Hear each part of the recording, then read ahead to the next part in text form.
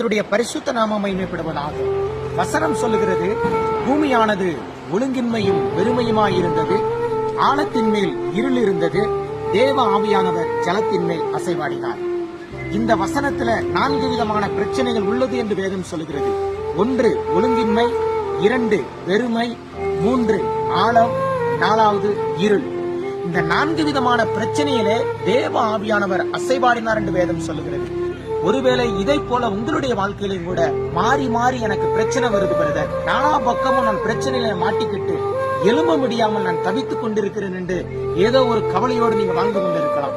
ஆனா வசனம் சொல்லுகிறது, நிறைவானது வரும் பொழுது குறைவானது கடந்து போகும். உங்களுடைய பிரச்சனைக்கு தீர்வு தேவனுடைய பிரசனம் என்று வேதம் சொல்லுகிறது. ஆம், அவருடைய பிரசனத்தினால் உங்களுடைய பிரச்சனைகள் எல்லாம் மெழுகு உருகுறது போல உருகி மாறும் என்று வேதம் சொல்லுகிறது.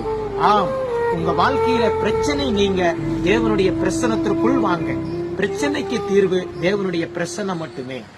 ஆமென்.